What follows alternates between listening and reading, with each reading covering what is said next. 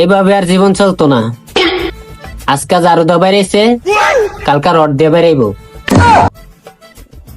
আরে নাতি, তোর তো শুধু পিছাটা বেরিয়েছে, আমার একটা স্বর্ণ গয়নার লাগা টাচ করার লেগে দেয় নাই।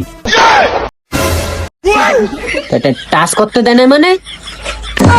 আরে নাতি, তোরা দিদা যদি দেনা হাত।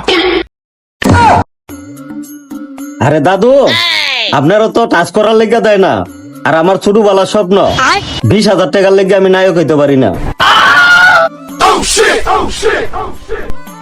এখন কিছু তো একটা ভাবতে হইব যে আমরা সালো সালো যাতে বড় লোক হইতারি। কি করা যায়? নাতি, আমার কাছে একটা আইডিয়া আছে, লাও চুরি করি। বাহ দাদু, আপনার তো সেই বুদ্ধি। এই বয়সে যদি আমরা চুরি করি, তোরা খেলে মান সম্মান থাকবো? বাতিজা, আমার কাছে একটা আইডিয়া আছে বালা, লও আমরা ডাকাতি করি।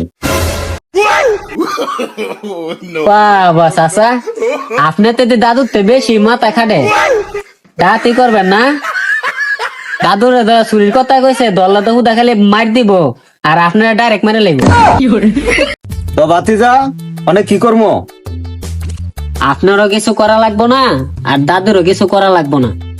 যা করার না আমি করবো। আমি শুনছি আমগা লাগাত বেলা কোন বাবা আইছে, টিয়াওয়ালা বাবা। ওনার কাছে নাকি যায় হ্যাঁ কুটিপতি হয়ে জায়গা। লনা আমরা হের কাছে যাই। তো লও।